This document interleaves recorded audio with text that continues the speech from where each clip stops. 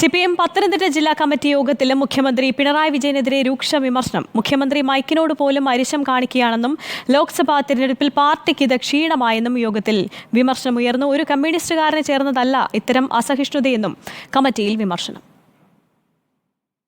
പൊതുപരിപാടികളിൽ മുഖ്യമന്ത്രിയുടെ ചില പെരുമാറ്റ രീതികൾ ജനങ്ങളിൽ അവമതിപ്പുണ്ടാക്കി. പ്രസംഗമധ്യേ മൈക്കിന് സാങ്കേതിക തകരാറുണ്ടായപ്പോൾ മുഖ്യമന്ത്രി അസഹിഷ്ണുത പ്രകടിപ്പിച്ചത് തെരഞ്ഞെടുപ്പിൽ പാർട്ടിക്ക് ദോഷകരമായി ഭവിച്ചിട്ടുണ്ട്. ഈ പെരുമാറ്റം മുഖ്യമന്ത്രിയെ ജനങ്ങളിൽ നിന്ന് അകറ്റും.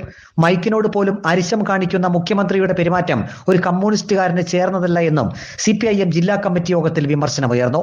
ലോക്സഭാ തെരഞ്ഞെടുപ്പ് ഫലം ഭരണവിരുദ്ധ വികാരമാണ് സൂചിപ്പിക്കുന്നത്. 30,000-ഓളം ഇടത് വോട്ടുകൾ പത്തനംതിട്ടയിൽ ചോർന്നു.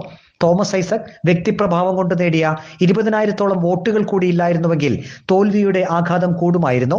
മറ്റു മണ്ഡലങ്ങളെ അപേക്ഷിച്ച് പത്തനംതിട്ടയിൽ ഇടതുമുന്നണിയുടെ പ്രകടനം കൂടുതൽ മെച്ചമായിരുന്നുവെന്നും ജില്ലാ കമ്മിറ്റി യോഗത്തിൽ അഭിപ്രായമുയർന്നു.